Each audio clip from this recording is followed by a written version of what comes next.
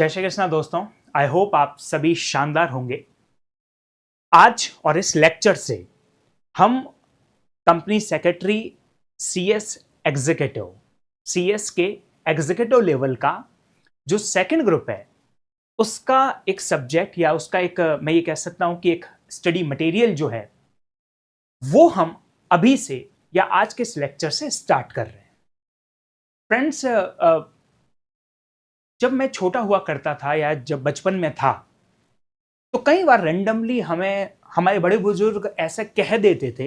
It doesn't mean कि ऐसी line कोई एकदम ज्यादा सही हुआ करती है, इसके बहुत कॉन्ट्राडिक्शन है, लेकिन वो कई बार ऐसे बोल दिया करते थे कि बच्चों पढ़ लो, बच्चों पढ़ लो, पढ़ोगे तो आएंगी सरस्वती मां का आशीर्वाद, और जब आपको सरस्वती मां का आशीर्वाद मिलेगा तब आपको मां लक्ष्मी का आशीर्वाद मिलेगा।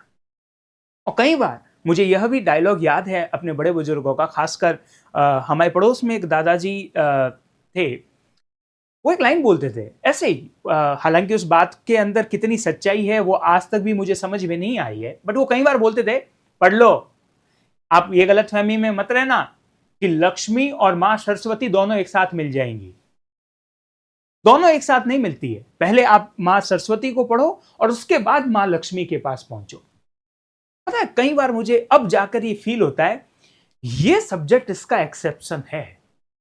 अब वो दादाजी तो इस दुनिया में नहीं है, और अगर होते तो मैं उन तक ही अपनी बात जरूर लेके जाता कि देखो, एक एक्सेप्शन मैंने अपनी इस प्रोफेशनल लाइफ में सीखा है, जहां पर जितनी ज्यादा आप इस बुक से मां सरस्वती का आशीर्वाद लोगे, ऑटोमेटिकली मां लक्ष्मी का आशीर्वाद तुम पर रहेगा ही रहेगा। चलो, अब मैं इन पुरानी बातों को लेकर अपने सब छोड़कर, माफी चाहूंगा, अपने सब्जेक्ट पर आता हूं। पता है क्या है, मैं खुद कंपनी सेक्रेटरी हूं। पहले मैं अपना 2 मिनट का ब्रीफ जरूर दे देता हूं। My self Vikas Paliwal, company secretary. और आज से तकरीबन 10 से 11 साल पहले मैं हल्दीराम्स ग्रुप में होल टाइम कंपनी सेक्रेटरी की तरीके से काम कर चुका हूं।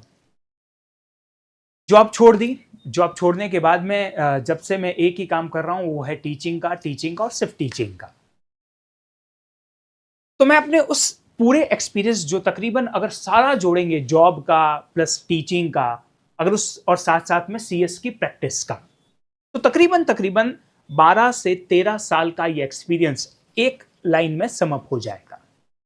और मैं उस एक्सपीरियंस से आपको एक बात कहता हूं कि अगर सीएस एग्जीक्यूटिव के अंदर अगर कोई सब्जेक्ट ऐसा है जो आपके पैकेज को, आपकी सैलरी को, आपकी प्रोफेशनल वैल्यू को इंक्रीज कर सकता है, तो वो यही है capital market and securities law.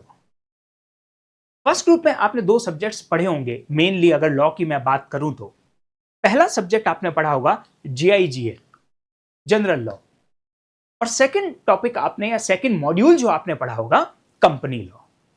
तो पता है मैं क्या कहता हूं कि एक इंसान जो कंपनी सेक्रेटरी बनने जा रहा है और उसे कंपनी लॉ का नॉलेज नहीं है, तो बात ही खत्म हो गई सर। और सुनो, ऐसा इंस्टीट्यूट होने ही नहीं देगा, क्योंकि इंस्टीट्यूट तुम्हें एक पर्सन या एक कंपनी सेक्रेटरी केवल तभी बनाएगा, एक सेकेंड, हाँ, केवल तभी बनाएगा जब आप कंपनी लॉ का एक बहुत एक्सपर्ट नॉलेज ले चुके होंगे। लेकिन पता है क्या है, आज भारत के अंदर लाखों कंपनीज है, लाखों कंपनी। अगर मैं मेरा नंबर या डेटा गलत ना हो तो तकरीबन 15 लाख से ज्यादा कंपनीज भारत के अंदर है। 15 लाख से भी ज्यादा होंगी। लेकिन इन 15 लाख कंपनीज में से चंद हजार कंपनियां ही है जो स्टॉक एक्सचेंज में, या फिर मैं ये कह सकता हूं स्टॉक एक्सचेंजेस में लिस्टेड है। उन्हें बोलते हैं लिस्टेड कंपनीज। और मुझे भी ये यकीन है कि तुम्हें इतना तो जरूर पता होगा कि पब्लिक कंपनी 2 तरीके की होती है, लिस्टेड कंपनी और अनलिस्टेड कंपनी। अगर आप अनलिस्टेड कंपनी के अंदर हो, अगर आपका अपॉइंटमेंट प्राइवेट कंपनी में होता है, तब तो तुम्हें सब्जेक्ट का कोई मतलब ही नहीं है। इस सब्जेक्ट का मतलब या इस सब्जेक्ट की इंपॉर्टेंस पता है कहां पर आएगी? If you will be appointed in the listed company or a company which is intend to be listed. मेरी रेस्पॉन्सिबिलिटी है एज अ कंपनी सेक्रेटरी, या फिर मैं ये कह सकता हूं कि एज अ लिटिल बिट या फिर अ पार्ट ऑफ सीनियर, क्योंकि अगर आप मुझे सुन रहे होगे तो ऑफ कोर्स ही बात है आप अभी स्टूडेंट लाइफ के अंदर हो, तो मैं अपने उस एक्सपीरियंस से तुम्हें बताता हूं कि आज मेरे जितने भी फ्रेंड्स हैं जो कंपनी सेक्रेटरी के अंदर या कंपनी सेक्रेटरी के जॉब को कर रहे हैं, लेकिन उनमें से जो जो मेरे फ्रेंड्स लिस्टेड कंपनी के कंपनी सेक्रेटरीज हैं, उनका जो पैकेज है ना, मैं अब नंबर्स में तो क्या बोलूं, मैं एक ही वर्ड बोलूंगा, स्काई इज द लिमिट। कोई लिमिट ही नहीं है। कईयों के पैकेज, मैं बड़ी अकाउंटेबिलिटी के साथ कह रहा हूं, कईयों के पैकेज 1-1 करोड़ रुपए से भी ऊपर हो चुके हैं, और आज नहीं, सालों पहले। रीजन क्या? केवल और केवल ये सब्जेक्ट। अब ये सब्जेक्ट क्यों? अब ये भी पूरी बात आपको इस पूरे सेशन को समझना पड़ेगा। ये चैप्टर क्यों? क्योंकि कंपनी लॉ के नॉलेज का हर कंपनी सेक्रेटरी को होता है, या मैं ये कहूंगा कि कंपनी लॉ का नॉलेज तो हर एक कंपनी सेक्रेटरी को होगा, लेकिन अगर आप इस सब्जेक्ट में एक्सपर्टीज करोगे ना, तो you will have chance to be appointed in the listed company और intend to be listed company. That is why मेरा आपसे सजेशन है कि आप इस सब्जेक्ट को थोड़ा सा ज्यादा अपनी तरफ से समय देकर, थोड़ा सा ज्यादा और कंसंट्रेशन से, और आप इस टॉपिक के बेसिक को समझकर इस टॉपिक को जरूर पढ़ना। एनीवे, अभी मैं एकेडमिकली अपने इस लेक्चर को या इस मॉड्यूल को आज से स्टार्ट कर रहा हूं, तो मेरी सबसे बड़ी रिस्पॉन्सिबिलिटी है आप सभी पर्सन्स को एक सवाल पूछना, और वो सवाल ये है कि क्या तुम लोगों ने इंस्टीट्यूट ऑफ कंपनी सेक्रेटरी के प्रोस्पेक्टस को पढ़ा है क्या सीएस एग्जीक्यूटिव को ज्वाइन करने से पहले? मैं श्योर हूं आपका जवाब क्या है। हम सभी स्टूडेंट्स की सबसे बड़ी पता है कमी क्या होती है कि हम कुछ छोटी छोटी जो बेसिक इंफॉर्मेशन है ना, उन्हें स्किप कर देते हैं और हम सीधा सब्जेक्ट मैटर पर पहुंच जाते हैं। ये एज ए स्टूडेंट, जब मैं भी स्टूडेंट था तब मेरी भी शायद ये कमी रही होगी। मैं अपनी कोशिश करता हूं, और मैं आप लोगों को एक बात बताता हूं कि तुम सभी पर्सन्स सबसे पहला एक काम करो कि इंस्टीट्यूट ऑफ कंपनी सेक्रेटरी की वेबसाइट पर जाओ और इंस्टीट्यूट ऑफ कंपनी सेक्रेटरी का प्रोस्पेक्टस डाउनलोड कर लो। अगर आप उस प्रोस्पेक्टस को डाउनलोड करोगे तो you will get CS executive के 7 सब्जेक्ट्स, और इन 7 सब्जेक्ट का लर्निंग ऑब्जेक्ट लिख रखा होगा। What is the mean of learning object मैं अभी समझाऊंगा, और आपको मेरे को 5 मिनट सुनना पड़ेगा, सिंसियरनेस मुझे बतानी पड़ेगी। सुनना, कोई भी जब सब्जेक्ट इंस्टीट्यूट अपने मॉड्यूल के अंदर लिखता है तो इंस्टीट्यूट खुद ही उसका लर्निंग ऑब्जेक्ट बता देता है, बताता है, और मैं प्रूफ करके बताऊं। आइए, अगर आप फर्स्ट ग्रुप के अंदर पढ़कर आए हो, फर्स्ट ग्रुप के अंदर, तो आपको भी पता होगा कि वहां पर पहला ये सब्जेक्ट था। एक सेकेंड मुझे देना, क्योंकि जो पीछे का व्यू है वो आपको नहीं दिख रहा होगा। मैं एक मिनट मुझे दीजिए।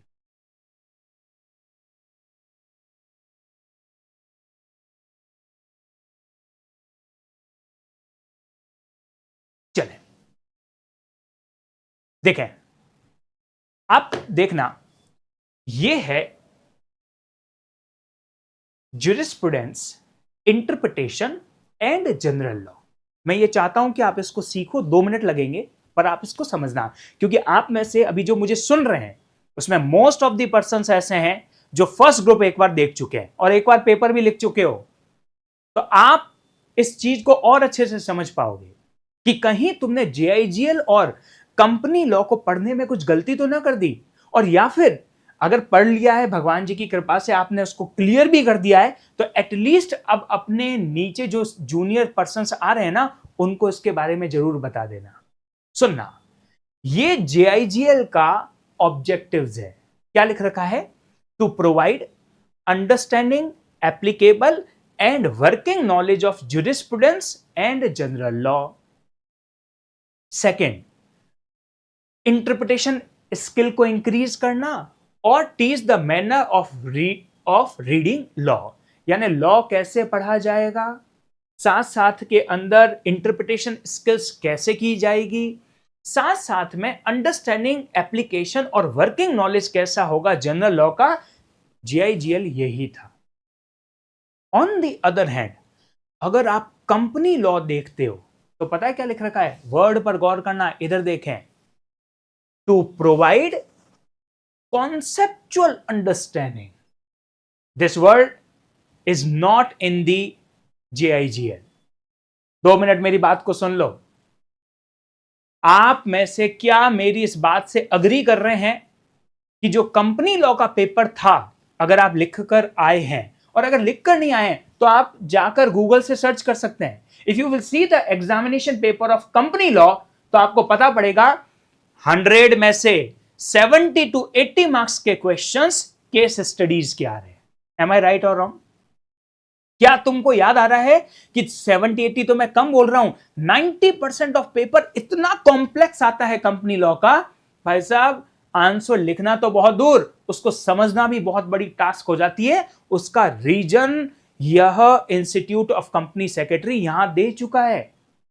वो खुद कह रहा है ना, ए बच्चों, ACS executive student, you are supposed to have the conceptual understanding on the principles and provision of company law. आपके पास जब तक कंपनी लॉ का कॉन्सेप्चुअल अंडरस्टैंडिंग नहीं होगी ना, ये इंस्टीट्यूट आपको पास नहीं होने देगा। सेकेंड, टू अगेन सीधा सा अगर मैं यहां पर आता हूं, about the working knowledge about the management and administration, यानी आपको कंपनी के अंदर जो उसका एडमिनिस्ट्रेशन है, उसका जो मैनेजमेंट है, उनको आपको वर्किंग नॉलेज भी प्रोवाइड करना पड़ेगा। इतना नॉलेज आपको वो 100 नंबर का मॉड्यूल देता है। मैंने ये क्यों फर्स्ट ग्रुप की 2 बातें करी? सिर्फ इसलिए ताकि मैं अपने कैपिटल मार्केट की ऑब्जेक्टिव को समझा पाऊं। मेरी बात को एक बार फिर से सुनोगे? सुनना। अपने मन पर वापस से सोचकर मुझे बताएं, क्या आपने ऐसा फील नहीं किया था कि JIGL का पेपर और कंपनी लॉ के पेपर में कंपनी लॉ इन प्रैक्टिस का पेपर बहुत ज्यादा कॉम्प्लेक्स था? रीजन समझो, क्योंकि इंस्टीट्यूट आपसे क्या चाह रहा है? Conceptual understanding. अब आता हूं मैं अपने सब्जेक्ट के ऊपर, और इस पर मैं जरूर टाइम लूंगा, उसे तो चलो अपन ने ब्रीफ में ले लिया। अब इस पर समझना क्या है? Capital market and securities law. अब यहां पर अगर आप देखोगे तो क्या दे रखा है? अब इसे हम आराम से पढ़ेंगे। To provide the basic understanding of the working of capital market in India. Bharat के अंदर कैपिटल मार्केट की एक बेसिक अंडरस्टैंडिंग देना हमारे इस इंस्टीट्यूट ऑफ कंपनी सेक्रेटरी के इस मॉड्यूल का पहला ऑब्जेक्ट है। ऑब्जेक्टिव समझो, कहने का मतलब आज से 100 आवर्स बाद जब हमारी ये क्लास खत्म हो जाएगी, तब आईने के सामने आपको खड़ा होना पड़ेगा और खुद से पूछना पड़ेगा एग्जाम से महीने भर पहले कि क्या आपके पास बेसिक अंडरस्टैंडिंग आ चुकी है कैपिटल मार्केट की। सेकेंड, टू प्रोवाइड, यहीं पर फंसने वाले हैं आप और हम। याद आ रहा है कंपनी लॉ? सुनो, टू प्रोवाइड कॉन्सेप्चुअल अंडरस्टैंडिंग। भाई साहब कुछ ना कुछ होने वाला है यहां पर भी। फर्स्ट ग्रुप के अंदर उन चारों सब्जेक्ट के अंदर जो भीष्म पितामह है, उनका नाम है कंपनी लॉ एंड प्रैक्टिस। अगर सेकंड ग्रुप के अंदर अगर मैं कह दूं कि अगर कोई भीष्म पितामह है, तो सब्जेक्ट का नाम है capital market and securities law. क्योंकि ये क्या कह रहा है? To provide conceptual understanding of working knowledge of securities law. यहीं पर हम लोग कहीं गड़बड़ ना कर लें। कैपिटल मार्केट और सिक्योरिटी लॉ की प्रिपरेशन और साथ साथ में चल रहे इकोनॉमिक लॉ और इंटेलेक्चुअल प्रॉपर्टी लॉ की प्रिपरेशन में फर्क होना चाहिए। ठीक वैसा ही फर्क जैसा कंपनी लॉ की प्रिपरेशन और जेआईजीएल की प्रिपरेशन में फर्क होना चाहिए।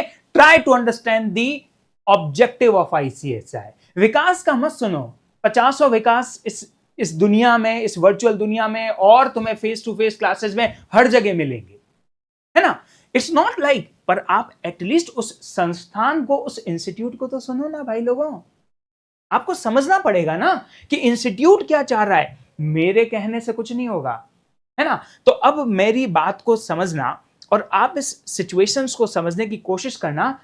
आप और मैं तब तक अच्छे से नहीं पढ़ पाएंगे, या फिर मैं ये कह रहा हूं कि आपको अगर इस सब्जेक्ट के अंदर कुछ ना कुछ पॉजिटिव रिजल्ट चाहिए, या किसी न किसी तरीके से आप चाहते हैं कि हाँ, ऑफ कोर्स ही बात है, आप यहां पर आए हैं, आपका ऑब्जेक्टिव पास होना है, और ऑफ कोर्स ही बात है जब 100 घंटे हम भी पढ़ाएंगे और हम जब पढ़ाकर आपको आपके जब रिजल्ट से एक्सपेक्टेशन करेंगे ना, तो जितनी ज्यादा आपके अंदर एक जील है ना पास होने की, उससे कहीं कम या कहीं ज्यादा हमारी भी जील नहीं है। यानी जितनी तुम्हारी इच्छा है उतनी की उतनी हमारी इच्छा है कि हमारा हर एक स्टूडेंट इसमें अपनी तरफ से बेस्ट टू बेस्ट काम करे। एनीवे, तो अब मैं अपनी बात पर वापस से यहां आता हूं और मेरी बात को समझना कि हमारा जो कैपिटल मार्केट और सिक्योरिटी लॉ का जो 100 आवर का क्लास चलने वाला है, उसमें मेरी रिस्पॉन्सिबिलिटी है एज अ कंपनी सेक्रेटरी भी रिस्पॉन्सिबिलिटी है, और एज आप लोगों की जब भविष्य की जिम्मेवारी मेरे ऊपर आएगी तो मेरी भी रिस्पॉन्सिबिलिटी होगी कि मैं तुम्हें ये दो चीजों का बिल्कुल तरीके से ध्यान रखूं to provide the basic understanding of working of capital market. मेरी भी क्लासेस पर गौर करना। जब मैं आपको कैपिटल मार्केट पढ़ा रहा हूं तो I will provide the basic understanding, लेकिन जो ही मुझे पता पड़ेगा कि मेरे को सिक्योरिटी लॉज स्टार्ट करना है तो I will change my gear, and मुझे पता है कि मुझे वहां पर आपको कॉन्सेप्चुअल अंडरस्टैंडिंग देनी है। मीनवाइल, अब मैं लेकर चलता हूं आपको इस टॉपिक को डिकोड करने के लिए। एक मिनट, मुझे कैमरा की सेटिंग को एक बार फिर से करना पड़ेगा, क्योंकि एनीवे चले तो अब हम आते हैं यहां पर और बात को समझने की कोशिश करना। और मैं इस सब्जेक्ट को, आज का मेरा जो लेक्चर है ना, या फिर अभी मैं कह सकता हूं कि अपना जो फर्स्ट लेक्चर है, इससे अटेंड करे बिना आप और हम आगे बढ़ ही नहीं सकते, या फिर इसमें जो जो बातें हैं आपको सुननी पड़ेगी, तभी आपके दिमाग के अंदर एक बेंचमार्क बनेगी towards this subject. Can we start it? सुनना। सब्जेक्ट का नाम क्या है? Capital market and security law. ये लो भैया, capital market and securities law. ये सब्जेक्ट कैसे बना, ये सब्जेक्ट कैसे आया, ये सब्जेक्ट है क्या, जब तक हम ये नहीं जानेंगे हम आगे चल ही कैसे सकते हैं। तो अब मैं इस सब्जेक्ट पर आऊंगा तकरीबन 15 मिनट बाद, 15 मिनट्स बाद अपन इस सब्जेक्ट को देखेंगे।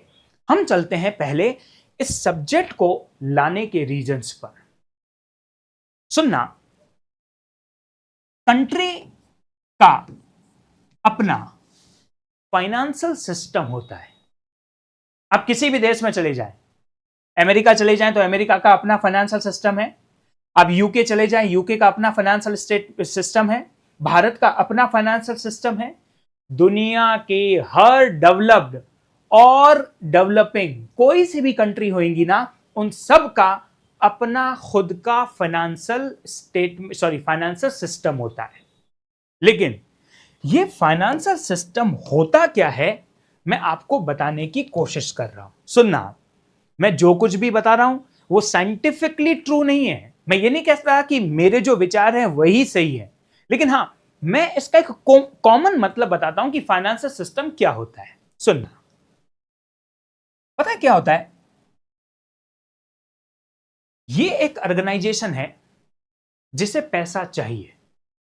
ये ऑर्गेनाइजेशन कौन हो सकता है? से ये कंपनी हो सकती है। सुनना, ये एलएलपी हो सकती है, और सुनो, ये गवर्नमेंट भी तो हो सकती है। अरे गवर्नमेंट को भी तो पैसा चाहिए होता है। ये बैंक्स भी हो सकती है, बैंक्स। ये फाइनेंशियल इंस्टीट्यूशंस भी हो सकती हैं। ये लोगों को पैसा चाहिए होता है। अब आप कहोगे इनको पैसा क्यों चाहिए होता है? इनको पैसा चाहिए होता है ताकि ये लोग अपना बिजनेस कर सके। आप एक काम करो ना, मुझे पता है आप जब ये पढ़ रहे हो ना, तो मैंने ये जो दो शब्द लिखे हैं ना, ये बैंक, फाइनेंशियल इंस्टीट्यूशन, गवर्नमेंट, तुम इसको अपने दिमाग के अंदर नहीं ला पा रहे हो कि इनको पैसे की कहां जरूरत होती होगी। अच्छा अच्छा, सबसे ज्यादा पैसे की जरूरत तो इन्हीं को होती है। आप सबका सेविंग अकाउंट है या नहीं है? आप एक बार अपने घर पर जाके पूछना कि कितने लोगों के पास शेयर्स हैं। बहुत कम लोग बोलेंगे। लेकिन आप पूछना कितने लोगों के पास बैंक में अकाउंट है, तो मेरे हिसाब से 100% लोग कहेंगे। अरे मुझे बताओ, बैंक में, फाइनेंशियल इंस्टीट्यूशंस में, गवर्नमेंट के अंदर, कंपनीज के अंदर, एलएलपीज के अंदर जब भी पैसे की जरूरत होती है तो फिर वो होता है फाइनेंशियल सिस्टम। कैसे? 2 मिनट रुको, मैं भी बताता हूं। दूसरी तरफ ये लोग हैं, आप और मैं। चलो 5-6 बना देता हूं ताकि आप इसको समझ जाओ। इसमें आपके और मेरे जैसे लोग हैं, ये रहे। मैं लिख सकता हूं यहां पर 140 करोड़। सुनते रहना, फाइनेंशियल सिस्टम को समझना।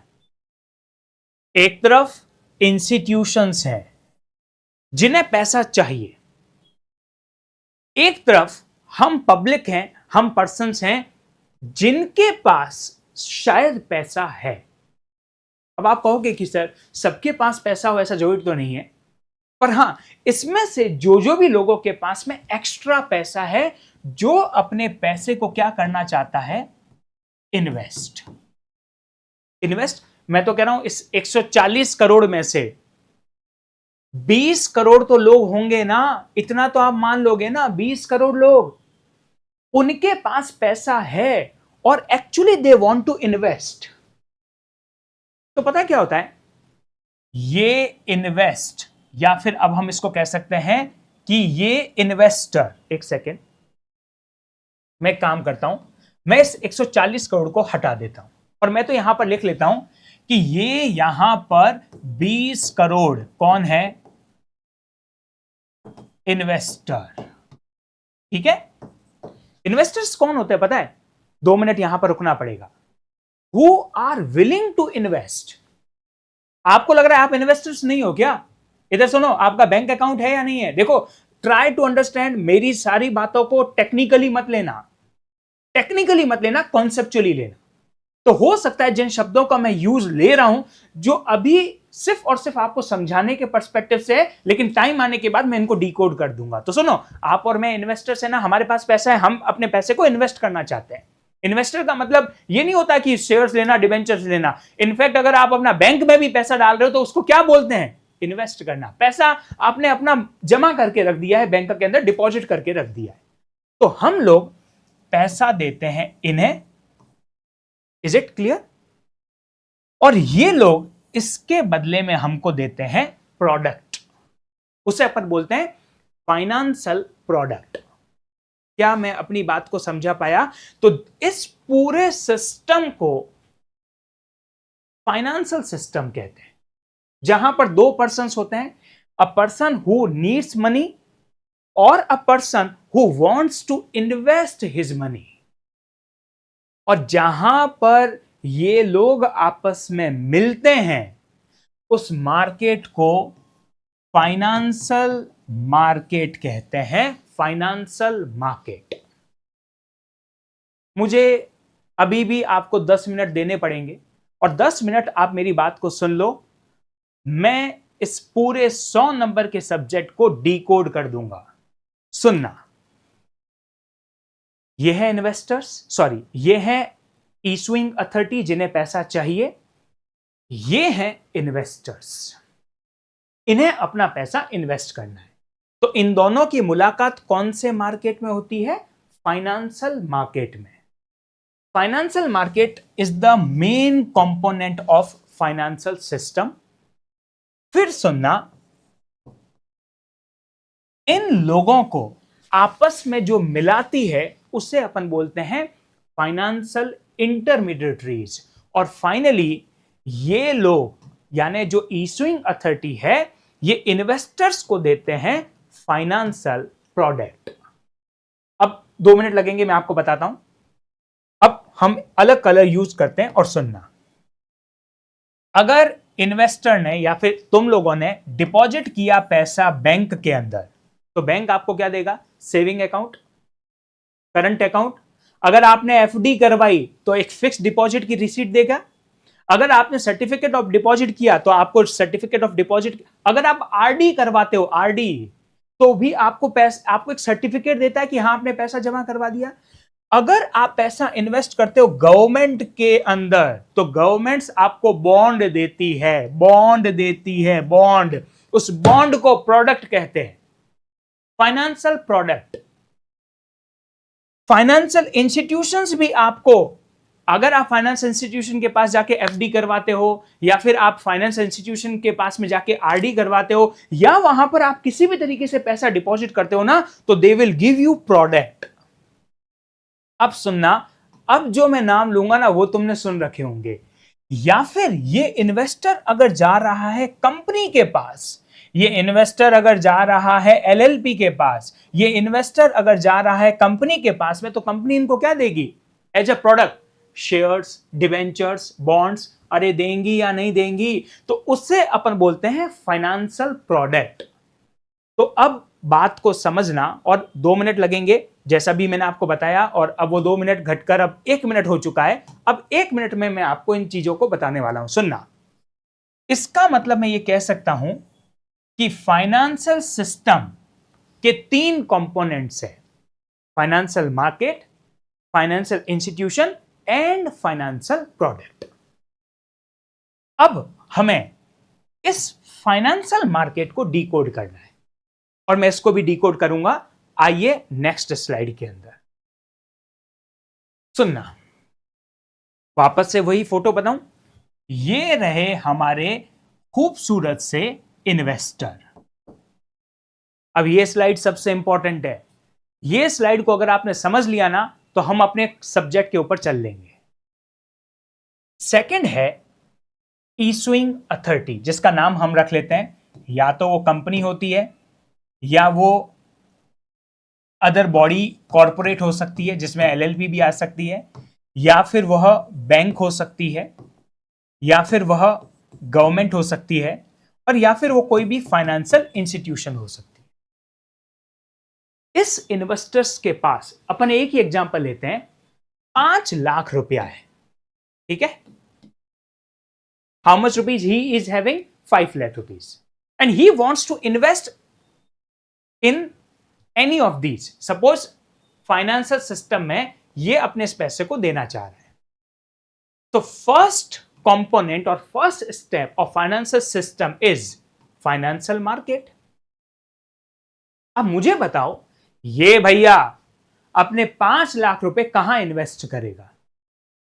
तो ये सोचेगा, अगर ये मेरे पिताजी हैं तो मुझे पक्का पता है ये अपने 5 लाख रुपए चुपचाप से बैंक में डाल देंगे, एफडी करवा देंगे, मेरे पिताजी खुश, कोई टेंशन नहीं है। पुराने जो पर्सन्स हैं, या फिर मैं ये कहूंगा कि आज से 15-20 साल पहले जो लोग थे, या लोग जो जिनकी सोच है, वो ये कहते हैं कि रिस्क में पैसा नहीं देना, रिस्क में पैसा नहीं देना। They use to invest the 5 lakh रुपए। अरे 5 लाख रुपए सैलरी से पैसा कमाया है, पिछले 1 साल में रोज जॉब गए हैं, अपनी जिंदगी का पूरी तरीके से 1 साल की बचत की है 5 लाख रुपए। ये 5 लाख रुपए को ये पर्सन बैंक में जाना, जो भी पर्सन होगा बैंक में डालना भी पसंद कर सकता है। वो चाहे तो गवर्नमेंट के बॉन्ड ले लेंगे, वो चाहे तो फाइनेंशियल इंस्टीट्यूशंस या फिर जो भी अपने नॉन बैंकिंग फाइनेंशियल इंस्टीट्यूशंस हैं वहां पर एफडी भी करवा सकते हैं। इस मार्केट को हम बोलते हैं, आपने सुना होगा, फाइनेंशियल मार्केट भी 2 तरीके का होता है।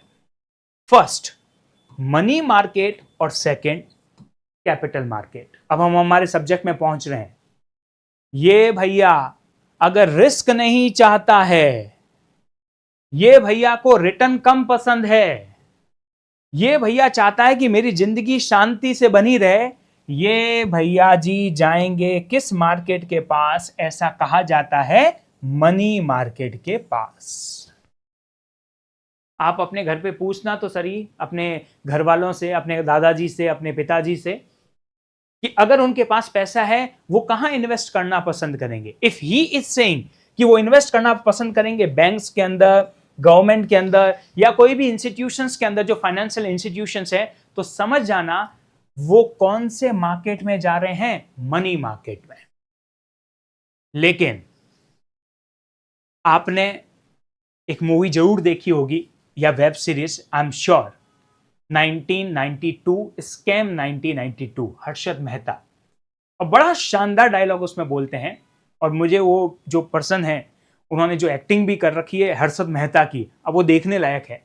और अगर आपने उस वेब सीरीज को नहीं देखा है तो मैं तो आपको रिकमेंड करूंगा कि इस सब्जेक्ट साथ साथ में चलता रहेगा, उस वेब सीरीज को आप जरूर देखना। और वो एक लाइन बोलते हैं कि रिस्क है तो इश्क है। वो पसंद करता है रिस्क लेना, और जो भी पर्सन रिस्क लेना पसंद करता है, थोड़ी बहुत अकाउंटेबल रिस्क, तो वो अपने इस 5 लाख को लगाएगा कहां, कैपिटल मार्केट के अंदर। आप अभी तक की बात को समझे, ये खेल समझे बिना पता नहीं कैसे सीधी मॉड्यूल पढ़ी जा सकती है, मुझे नहीं पता है। मेरा अपना फर्स्ट ये जो लेक्चर अभी चल रहा है ना, ये लेक्चर का एक ही ऑब्जेक्टिव है, वो जो सब्जेक्ट था ना capital market and security law, उसको डिकोड करना, और हम कोशिश करेंगे डिकोड करने की।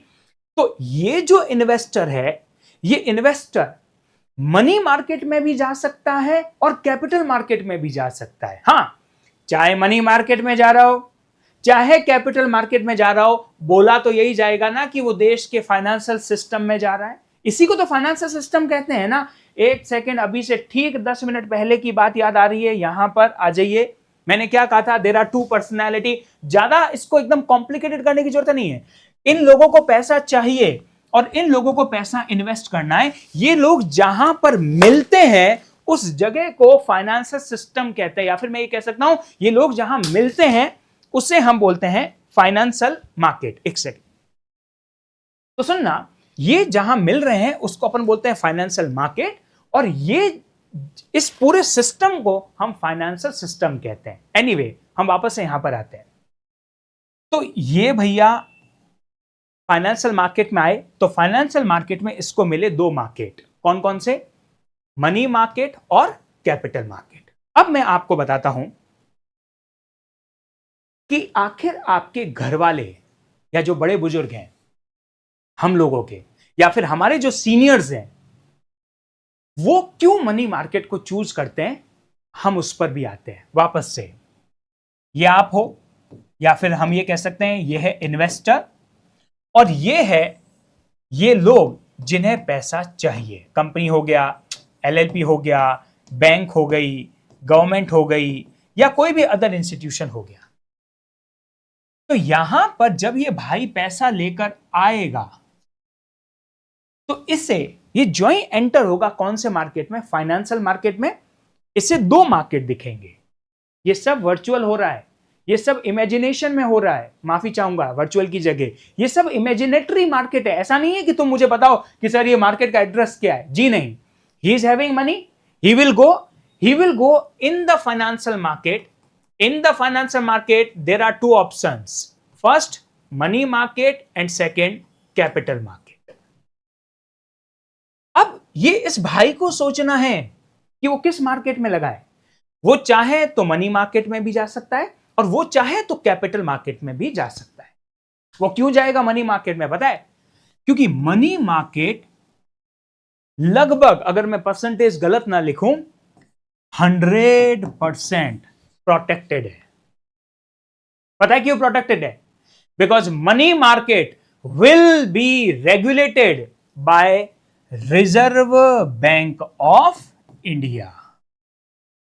गवर्नमेंट की रिजर्व बैंक ऑफ इंडिया है। आपको भी पता होगा रिजर्व बैंक ऑफ इंडिया के लिए आरबीआई एक्ट भी बन चुका है, और आरबीआई इस मनी मार्केट को 100% रेगुलेट करता है और गारंटी देता है कि मनी मार्केट में आपका एक भी पैसा ऊपर नीचे नहीं होने का।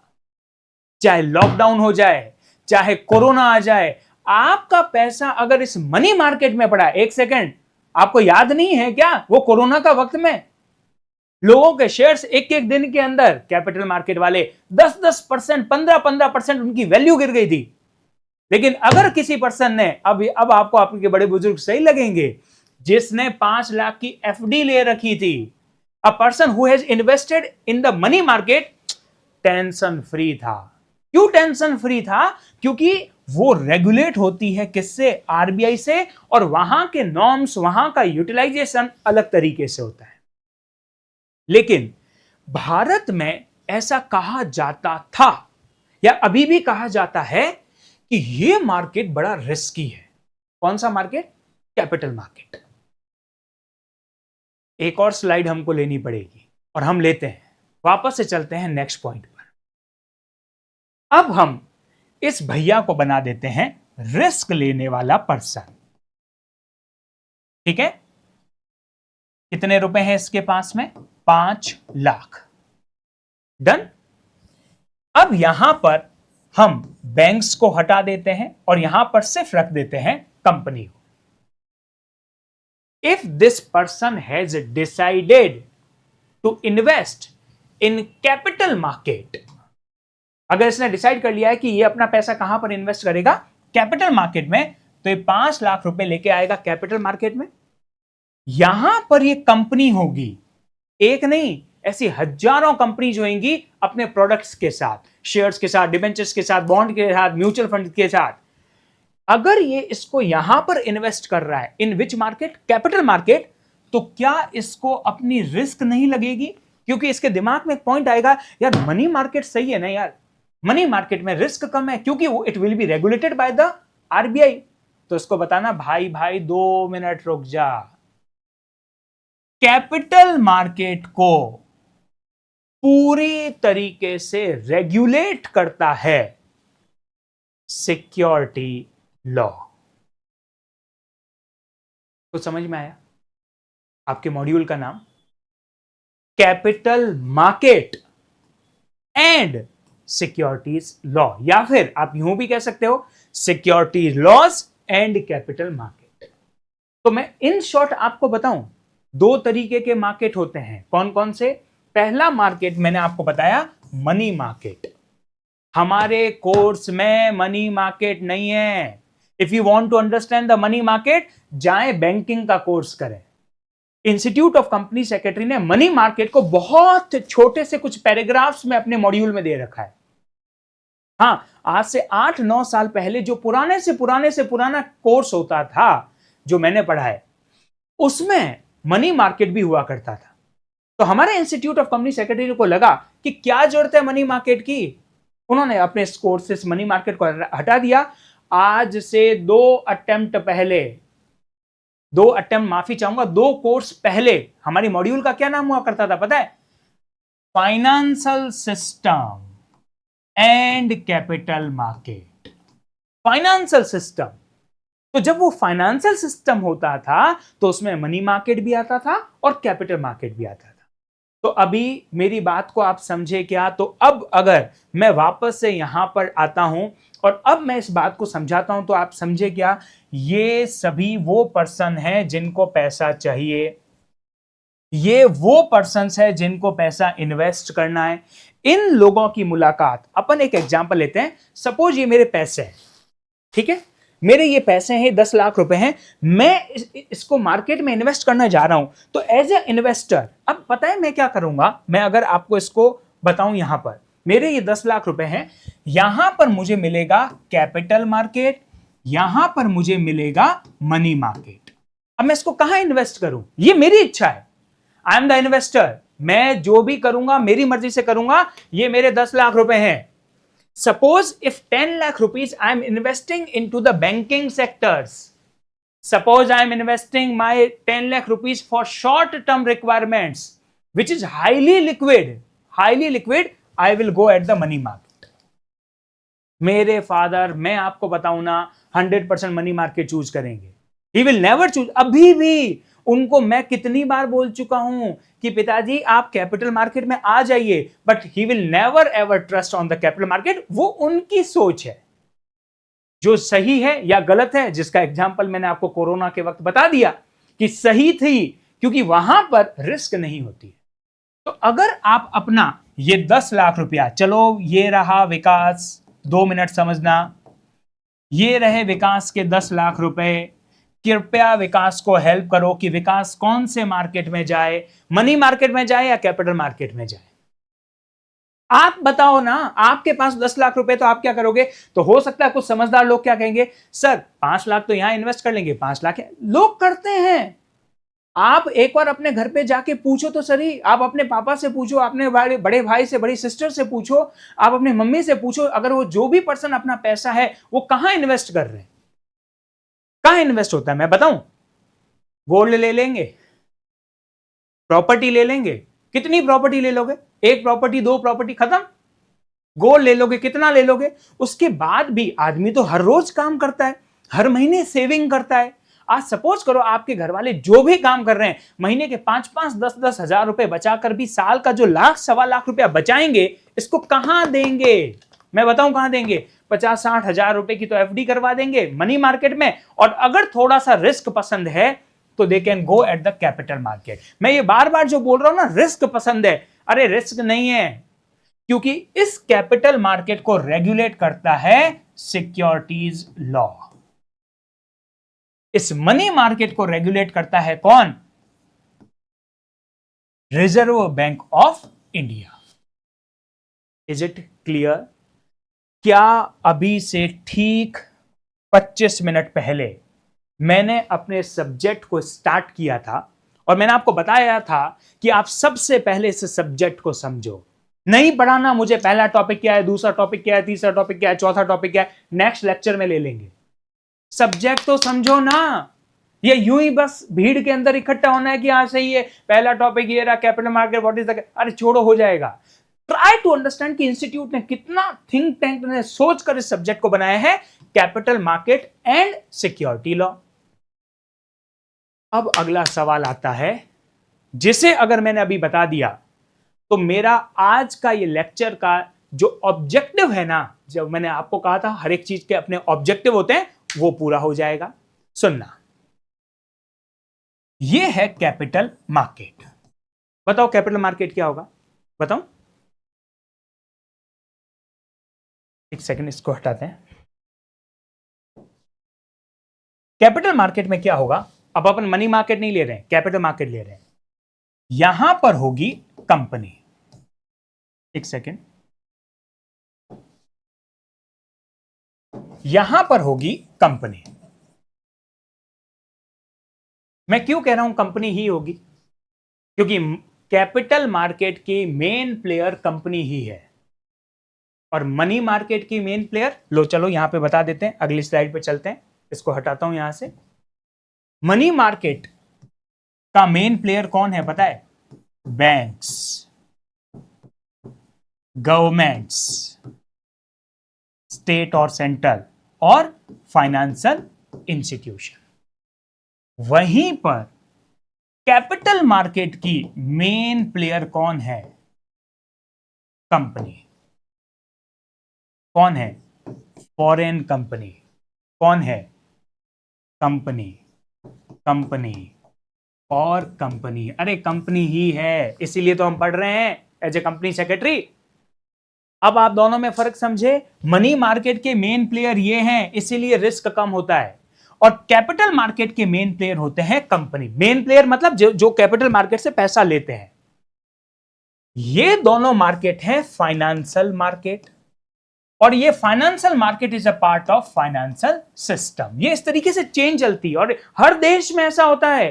अमेरिका के अंदर ऐसा है, यूएस में ऐसा है, यूके में ऐसा है, ऑस्ट्रेलिया में ऐसा है, न्यूजीलैंड, हर देश के अंदर 2 मार्केट है, मनी मार्केट और कैपिटल मार्केट। आप सभी पर्सन, जो भी पर्सन इकोनॉमिक्स पढ़ के आ चुके हो ना, उनको पता है। ये मनी मार्केट रेगुलेट कौन करता है? RBI, RBI act, banking regulation act, ये सब रेगुलेट करते हैं। ऑन द अदर हैंड, इस कैपिटल मार्केट को कौन रेगुलेट करता है? Security law. और ये स्लाइड समझाने के बाद मैं वापस आता हूं यहां पर। तो अब आपको समझ में आ गया कि कैपिटल मार्केट का मेन प्लेयर कंपनी ही है। ये हैं आप। मैं यहां पर आपके साथ और बहुत सारे इन्वेस्टर्स जोड़ लेता हूं, ठीक है? ये वो लोग हैं जिन्हें इन्वेस्ट करना है। किसके अंदर? कंपनी में। कंपनी कोई भी हो सकती है, वो रिलायंस भी हो सकती है, वो टाटा भी हो सकती है, वो म्यूचुअल फंड्स भी हो सकते हैं, कोई भी। क्या होता है पता है? अब कहानी को सुनना। ये लोग अपना पैसा देते हैं कंपनी को, देते हैं, फंड देते हैं। अब इस मनी को हम बोल सकते हैं फंड, इन्वेस्ट करते हैं। और ये जो कंपनीज है, इन्हें क्या देती है? प्रोडक्ट। वापस से फर्स्ट स्लाइड पे लेके चलूं, फाइनेंशियल प्रोडक्ट। वो प्रोडक्ट क्या क्या होते हैं मुझे बताएंगे?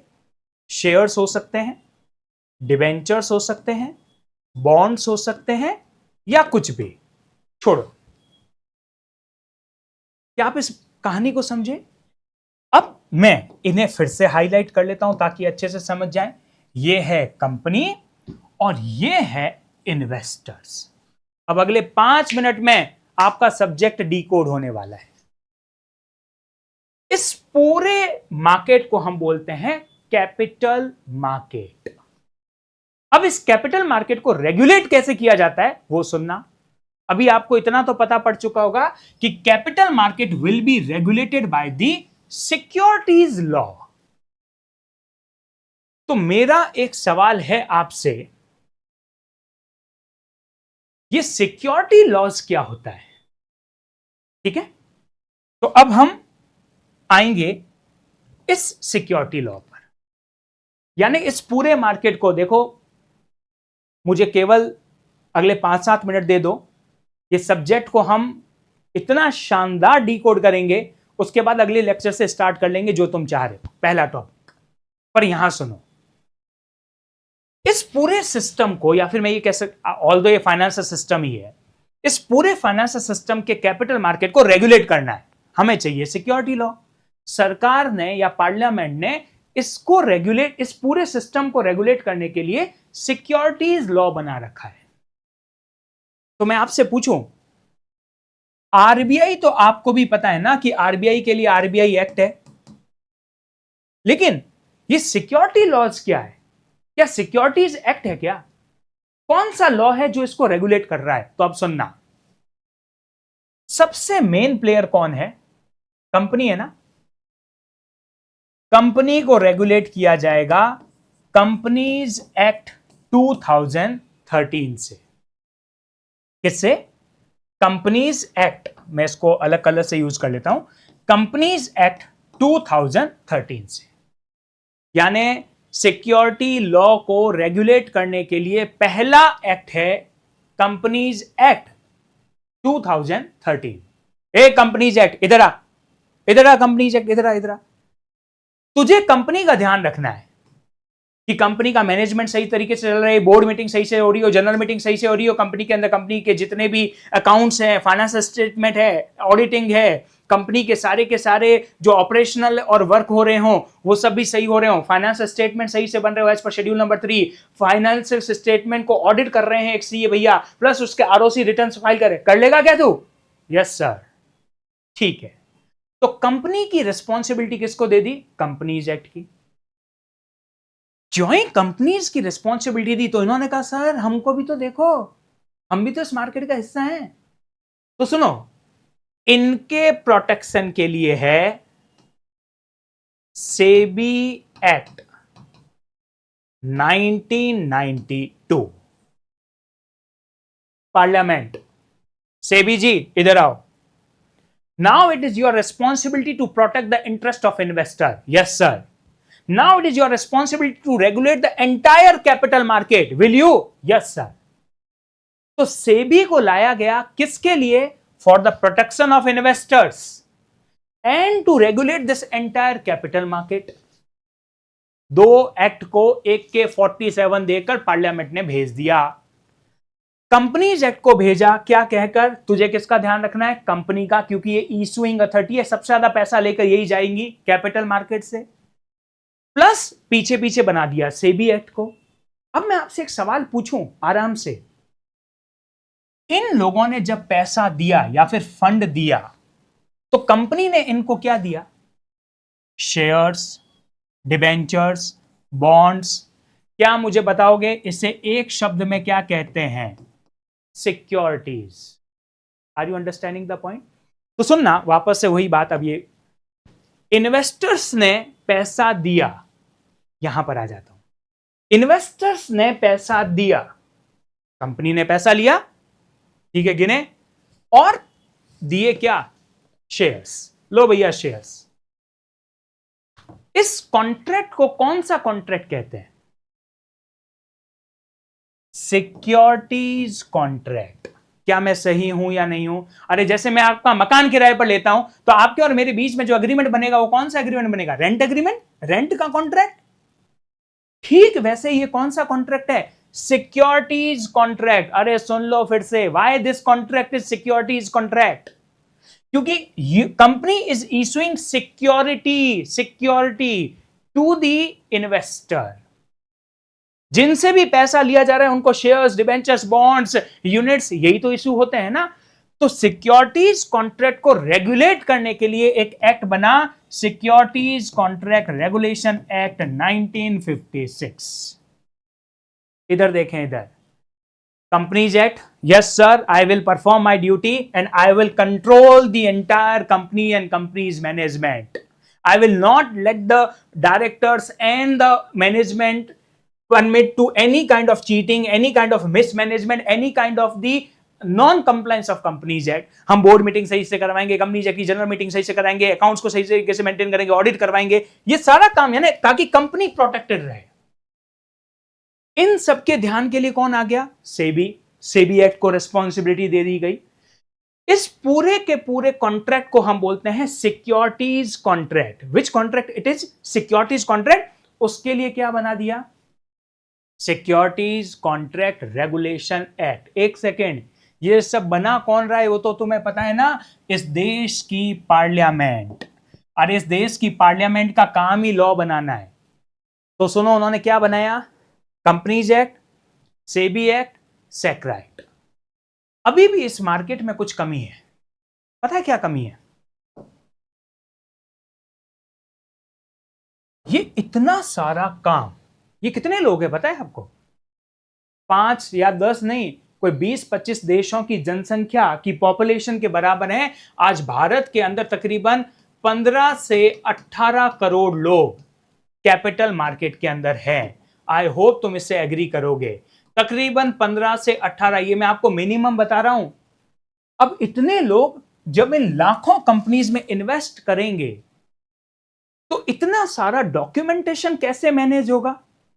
इतने सारे पेपर कैसे मैनेज होंगे? इतनी सारी सिक्योरिटीज को कैसे एक सेकेंड, एक एक्ट बनाया गया, नाम तुमको मेरे से ज्यादा अच्छे से पता होगा, डिपॉजिटरीज एक्ट 1996. और पता है डिपॉजिटरीज एक्ट को क्या कहा गया? इतनी सी रेस्पॉन्सिबिलिटी दी गई, डिपॉजिटरीज एक्ट इन सभी को इलेक्ट्रॉनिक मोड पर तुम्हें कंट्रोल करना है. डीमेटरलाइजेशन. आज जो भी शेयर्स डीमेट मोड पर हैं, वो सही तरीके से कंट्रोल्ड हैं, वो सही तरीके से मैनेज्ड हैं बिकॉज ऑफ डिपॉजिटरीज एक्ट. तो सुनना, क्या मैं 2 अलग अलग बातें कर सकता हूं? पहली बात, कैपिटल मार्केट. चलो अब हम उसको लेके आते हैं नीचे. Capital market will be regulated by the securities law. लेकिन सिक्योरिटी लॉ है कुछ नहीं. अब सिक्योरिटी लॉ का फॉर्मूला भी सीख लो साहब जी. सिक्योरिटी लॉ एज पर मी, और इसको प्रूफ कर सकते हैं हम, और अभी करेंगे. सिक्योरिटी लॉ है क्या पता है? Companies act plus depositories act plus SCRA act, या फिर सेक्रा खुद ही हो गया एक्ट की जगह, ए का मतलब एक्ट सही है, और प्लस सेबी एक्ट. इन तीनों को जब आप ऐड करोगे तो जो लॉ बनेगा उसी को सिक्योरिटी लॉ कहते हैं, नथिंग एल्स.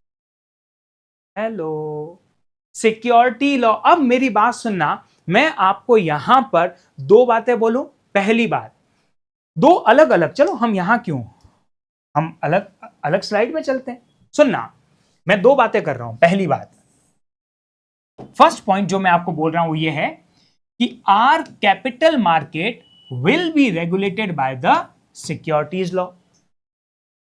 ठीक है, या फिर मैं ये बोल सकता हूं कि our capital market of this country will be regulated by companies act 2013, SEBI act 1992, SCRA act या सेक्रा इटसेल्फ इज एक्ट, हर बार गलती हो जाती है, 1956 और डिपॉजिटरीज एक्ट 1996। इन चारों का काम है इस देश के कैपिटल मार्केट को रेगुलेट करना। Is it clear? हेलो? यानी हमारे इस देश के कैपिटल मार्केट को प्रोटेक्ट करना रेस्पॉन्सिबिलिटी थी किसकी? पार्लियामेंट की। क्या याद आ रहा है हर्षद मेहता का केस? मैं उसको आगे की क्लासेस में लूंगा, मेरी इस इंट्रोडक्टरी क्लास पे नहीं। हर्षद मेहता के केस में ये उस समय पार्लियामेंट मेन जागी थी, तो उन्होंने कहा कि यार देश का जो इन्वेस्टर्स है उसका तो उल्लू कट रहा है, उतने अच्छे तरीके से रेगुलेट नहीं हो रहा है। हम इस पर डिस्कस करेंगे आगे की क्लासेस के अंदर। लेकिन आप इस बात को समझो, पार्लियामेंट जिस तरीके से मनी मार्केट वाले लोगों का ध्यान रखती है आरबीआई एक्ट लाकर, जिस तरीके से मनी मार्केट के लोगों का ध्यान रखती है बैंकिंग रेगुलेशन एक्ट लाकर, उसी तरीके से parliament is responsible for this capital market as well. That is why parliament has performed their responsibility by enactment of these 4 acts. First one, companies act, yes sir I will manage the company. SEBI act, yes sir parliament को कह रही है, yes sir I will manage the entire capital market, I will regulate the entire capital market, along with I will protect the interest of investor। ए सेकरा जी इधर आओ, तुम्हारा क्या काम है? तुम्हारा ये काम है कि जितने भी सिक्योरिटीज के कॉन्ट्रैक्ट हो रहे हैं, 2 मिनट रुक के बताऊं, ये जितने भी स्टॉक एक्सचेंजेस तुम पढ़ने वाले हो ना आगे चलकर, बीएसई, एनएससी, जेएससी, ये जितने भी स्टॉक एक्सचेंजेस हैं ये सब सेकरा के अकॉर्डिंग बने हुए हैं। एंड लास्ट, क्या ये सारी चीजें इतनी सॉफ्ट तरीके से इलेक्ट्रॉनिक मोड पर हुए बिना क्या ये मार्केट चल सकता था क्या? याद करो वो टाइम। अगर आपको तो अब क्या याद होगा, एक बार अपने बड़े बुजुर्गों से पूछना या अपने किसी सीनियर से पूछना जो 10-10, 15-15, 20-20 साल पुराने सीनियर हो, उनको याद होगा कि शेयर्स फिजिकल मोड पे जाते थे। इन सब को पूरी तरीके से मेंटेन किया, पूरी तरीके से ई मोड में कन्वर्ट किया डिपॉजिटरीज एक्ट में। अपराध है इस सब्जेक्ट को बिना कॉन्सेप्ट के पढ़ना। ये सब्जेक्ट, ये मॉड्यूल वैसा नहीं है जैसा तुम सोच रहे हो। ये सब्जेक्ट कॉन्सेप्चुअल नॉलेज चाह रहा है आपसे, इंस्टीट्यूट ऑफ कंपनी सेक्रेटरी। क्या आप इस बात को समझे? तो अब मैं कुछ नहीं किया है आज। हेलो, अपने इस फर्स्ट सेशन में क्या हम इस सब्जेक्ट को डीकोड कर पाए? आइए वापस से अपने उस सब्जेक्ट पर चलते हैं। What is the name of subject? कहां गया? एक second. This capital market and securities law. So what actually I was saying to you, इसीलिए इंस्टीट्यूट भी क्या चाह रहा है देखो, to provide the basic understanding of working of capital market. वो जो कैपिटल मार्केट वर्क कैसे करता है उसका बेसिक नॉलेज, पर to provide conceptual understanding and working knowledge of, अब देखो सिक्योरिटीज नहीं, लॉज, सिक्योरिटी लॉज। अरे मैंने अपनी उस चीज में यही तो प्रूव किया ना कि ये लॉज ये रहे, फर्स्ट, सेकेंड, थर्ड, फोर्थ, इन चारों को ऐड कर लो तो आपका बन जाएगा सिक्योरिटी लॉस। क्या मैं अपनी इतनी सी इस बात को समझा पाया? तो आपको इन सब का, अब मुझे बताओ, मैं से सवाल पूछ रहा हूं, इन चारों, आपके पता है 18 टॉपिक्स कोर्स में, आपके 4 टॉपिक्स तो ये रहे, पर मैं आपको या कोई भी पर्सन आपको कंपनीज एक्ट यहां नहीं पढ़ाने वाला, क्योंकि फर्स्ट ग्रुप पूरा कंपनीज एक्ट का ही है। तो बचा क्या आपको इस ग्रुप में? ये सब चलो उसको अपन नेक्स्ट लेक्चर पे लेंगे, वरना अभी का जो मोटिव है वो पूरा हट जाएगा। और अभी का अपना जो मोटिव था वो था इस सब्जेक्ट को, या जो टॉपिक हम स्टार्ट करने वाले हैं to provide what? Conceptual understanding of securities laws governing the entity. याद आ रहा है मेरा first 5 minute? Listed on the stock exchanges का मतलब अगर आपकी कंपनी स्टॉक एक्सचेंज में लिस्टेड है तो, इज इट क्लियर? चले तो देखें, मैंने अभी अपने फर्स्ट लेक्चर में और कुछ किया हो ना हो, लेकिन हमारे इस सब्जेक्ट को एटलीस्ट डिकोड तो कर दिया ना, capital market and security law. अभी टॉपिक वाइज किस तरीके से चलेंगे ये हम नेक्स्ट लेक्चर पे लेंगे। Is it clear? अभी मैं आपको एक दो चीजें और बताना चाहता हूं हमारी इस क्लास से रिगार्डिंग। कोई पढ़ाते पढ़ाते, मैंने जैसा आपको बताया 10 से 11 साल का तो केवल टीचिंग के एक्सपीरियंस हो चुके हैं, plus as I told you that I have work with the listed company. मैं आपको उस एक्सपीरियंस के साथ कह रहा हूं कि कंपनी लॉ और इस ग्रुप के अंदर ये सब्जेक्ट, ये और इनके पेपर ऐसे कॉन्सेप्चुअल तरीके से पूछे जाते हैं, इतने कॉम्प्लेक्स तरीके से इनके पेपर आते हैं, case study wise practical questions, तब तक जब तक आप इसको एकदम सही तरीके से नहीं पढ़ोगे, थोड़ा सा आसान नहीं रहेगा, या फिर मैं कहूंगा बहुत ज्यादा कठिन रहेगा, बहुत ज्यादा टफ रहेगा इस सब्जेक्ट को एग्जाम में क्रैक करना। अब केवल अगले 2 मिनट इस क्लासेस को, क्योंकि ये ज्ञान, ये बात मैं अपने फर्स्ट ग्रुप में तो कर चुका हूं, लेकिन ऐसा कई बार होता है कि सेकंड ग्रुप वो पर्संस करते हैं जिन्होंने फर्स्ट ग्रुप कर लिया होता है। तो मैं अभी 2-4 मिनट अभी अपनी इस क्लास के बारे में भी बता देता हूं, ठीक है? वो ये है कि हम अपनी इस क्लास के अंदर 2 तरीके से पढ़ने वाले हैं। फर्स्ट वो तरीका जो अभी आप मुझे देख रहे हो, this is the interactive kind of. इस पैनल के थ्रू, क्योंकि मेरी जो टीचिंग स्टाइल है या जो मेरा पढ़ाने का तरीका है, तो मेरे को ऐसा फील होता है कि मैं इस टीचिंग स्टाइल से ज्यादा कंफर्ट हूं, जिसमें मैं 1 to 1 स्टूडेंट्स को अपनी तरफ से बात बताना चाहूंगा। लेकिन क्योंकि ये लॉ है, तो हम पहला तो पढ़ेंगे, ये लाइन मैं लिख सकता हूं, हम क्लासरूम पैटर्न की तरह पढ़ने वाले हैं, जो शायद सीएस के या सीए, सीएस या जो भी प्रोफेशनल कोर्सेज है, वो ये तरीका नहीं रहता है। हमारे यहां पर ज्यादा तरीका चलता है आईपैड वाला, आपको भी पता होगा, जिसमें एक पर्सन वो आईपैड से सब कुछ होता रहता है। विद ड्यू रेस्पेक्ट, वो भी बहुत बेस्ट तरीका है, पर कब? जब हमें कंटेंट पढ़ना होगा। कंटेंट का मतलब जिस वक्त मेरे को कॉन्सेप्ट समझाना होगा, तो I will use this interactive panel. इस पेन के साथ आप और हम आमना सामना रहेंगे। लेकिन जब हमें प्रोविजंस पढ़ने पड़ेंगे, SEBI act, SCRA act, depositories act, जब इन प्रोविजंस को हमको पढ़ना पड़ेगा, तो we are suppose to use the same cultural mode, जो कंटिन्यूस ट्रेडिशनल वे, यानी मैं इसको कह सकता हूं ट्रेडिशनल जो मोड चल रहा है, हम उस तरीके से भी क्लास को पढ़ेंगे। तो आई होप कि अपना जो फर्स्ट लेक्चर है उसका मेरा जो ऑब्जेक्टिव था वो पूरा हुआ। नेक्स्ट अगले ही लेक्चर के अंदर वी विल स्टार्ट, और we will actually start the capital market and security law. Radhe Radhe, जय श्री कृष्णा, कीप स्माइलिंग।